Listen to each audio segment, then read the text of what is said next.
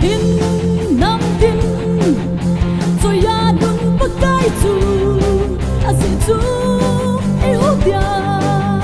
anh đúng sự lòng lo hi bắc cái kita na iti a đúng gì là hi Hallelujah Hallelujah Hallelujah Hallelujah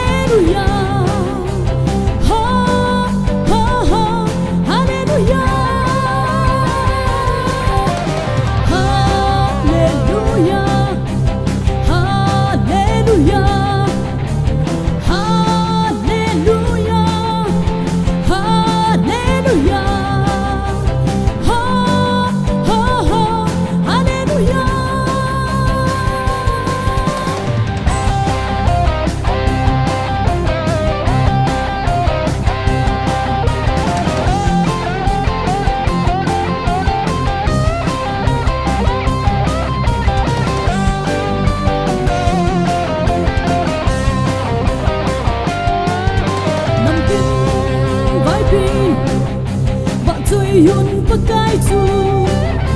si tin nam tin rồi ya nun pakai chu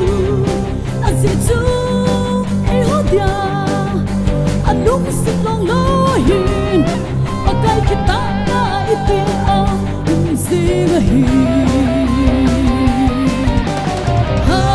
Hallelujah Hallelujah